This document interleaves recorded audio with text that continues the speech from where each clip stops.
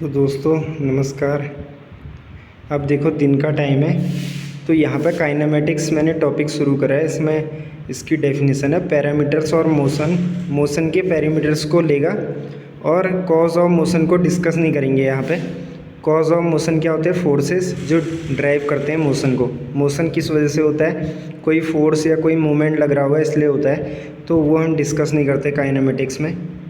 तो काइनेमेटिक्स जो है ट्रांसलेशन मोशन में भी आ सकती है, ऐसे वाले ट्रांसलेशन में या ऐसे वाले में या ऐसे वाले में या फिर 3D ट्रांसलेशन में। और रोटेशन होता है, ये भी काइनेमेटिक्स इसमें भी आती है, क्योंकि वहाँ पे वेलोसिटी आती है कुछ ना कुछ, वो हम वहीं पढ़ेंगे क्या होती है वो। फिलहाल हम सिंपल सी चीज़ पढ़ लें। इसमें पोजीशन वर्सेस टाइम ग्राफ पढ़ लें हम। यहाँ पर से एक पार्टिकल शुरू हुआ ए पॉइंट से और ऐसे करके बी पॉइंट तक गया। तो जो यहाँ पर ओ पॉइंट हमने रेफरेंस सेट करी है और हमने माना है कि ऑब्जर्वर जो है रेफरेंस पे ही बैठा हुआ है, ओ पे। तो जो किसी भी स्टैंड पे ओ से पार्टिकल की पोजीशन को कनेक्ट करने वाला वेक्टर जो होता है आर, उसे बोलते हैं पोजीशन वेक्टर। और जब मोशन फिनिश होगी तो आर बी था, इनिशियल में आर ए था, तो इसको जोड़ने वाला जो एक इमेजनरी वेक्टर आएगा, क्योंकि वहाँ तो पार्टिकल गया नहीं है ना असली में, तो इमेजनरी टाइप में मानते हैं उसे, तो उसे हम कहते हैं डिस्प्लेसमेंट वेक्टर। उसका सिंपल सा मतलब ये होता है कि दो पोजीशन के बीच में जो शॉर्टेस्ट पाथ है, स्ट्रेट लाइन पाथ है, उनको जोड़ने वाली वो डिस्प्लेसमेंट वेक्टर होगा। तो आपको वेक्टर रूल से दिख रहा होगा, vector R A plus vector D equal to vector R B. तो position vector A plus displacement equal to position B, ये है वेक्टर नोटेशन में लिखा हुआ है ऊपर, इसलिए नीचे को खाली एक समझाने के लिए बताया मैंने आपको। अब क्या है देखो, अब हमने माना, हम यहाँ पर गए पहले इस पॉइंट पे, हमने माना कि मान लो पार्टिकल ए से थोड़ा सा आगे गया होगा बहुत छोटे टाइम के लिए, इनफाइनाइटली स्मॉल टाइम इंटरवल पे इसने डी आर इस और डी आर लेंथ कवर करी, और जो ये डिस्प्लेसमेंट है वेक्टर डी आर है। तो वेक्टर लगा मतलब समझ जाना स्ट्रेट लाइन से जोड़ने हैं। तो vector D R upon D T जो है ये इनफाइनाइटेसिमल डिस्प्लेसमेंट है, मतलब छोटी सी डिस्प्लेसमेंट है। डिस्प्लेसमेंट क्यों है? क्योंकि ओरिजिनल पाथ तो उसका ये है ना, कर्व वाला, लेकिन हम वेक्टर डिस्प्लेसमेंट को स्ट्रेट लाइन से दिखाएंगे इस पॉइंट से उस पॉइंट तक।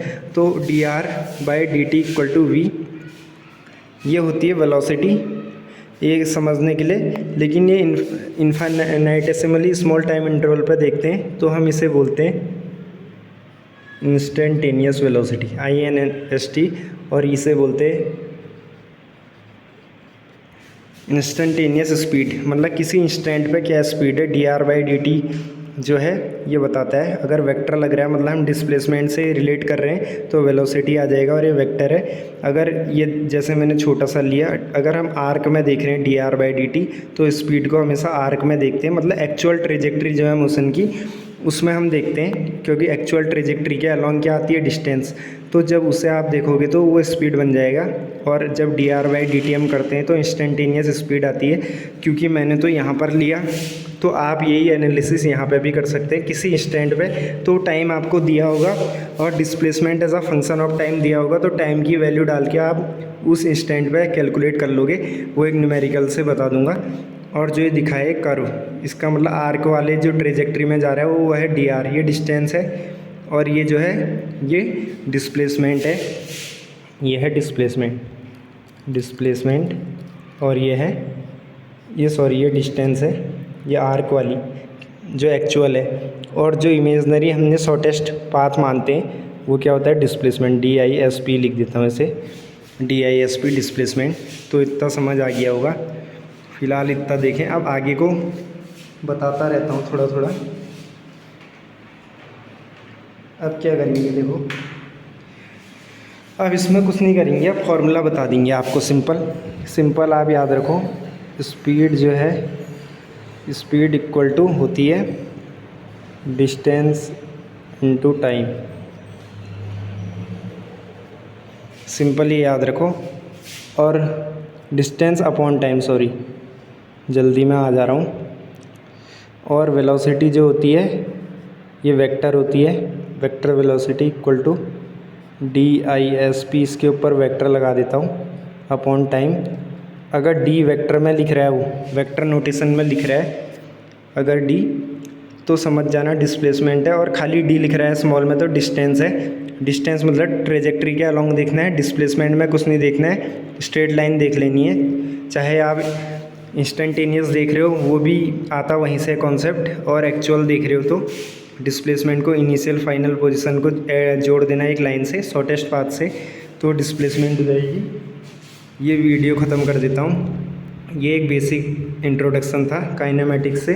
काइनेमेटिक्स में मेनली डिस्टेंस, डिस्प्लेसमेंट, स्पीड, यही सब पढ़ेंगे और इसके कई रूप देखेंगे, इसके अलग अलग रूप देखेंगे हम, तो रूप भी दिखा दूँगा।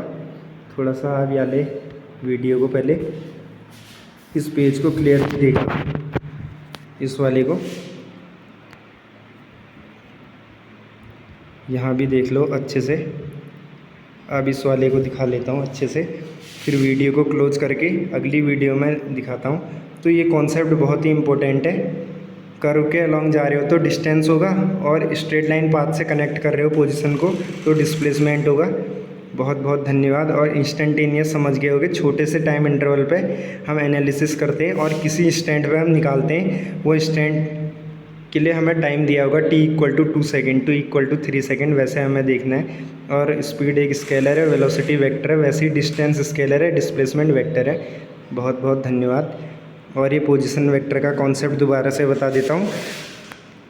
रेफरेंस पॉइंट से पार्टिकल की पोजीशन को जोड़ने वाला वेक्टर पोजीशन वेक्टर कहलाता है। और मोशन के बीच में पोजीशन वेक्टर के अलग अलग रूप दिखेंगे, एक बार यहाँ दिखेगा, एक बार वहाँ, एक बार वहाँ, ऐसे करके अलग अलग। और किसी दो पोजीशन वेक्टर के बीच में जो ऐड करने वाली, जो जोड़ने वाली लाइन है, वो डिस्प्लेसमेंट कहलाएगी उन दो पॉइंट्स के बीच में। Thank you. ख़त्म कर देता हूँ वीडियो हो गई ख़त्म, और बाय।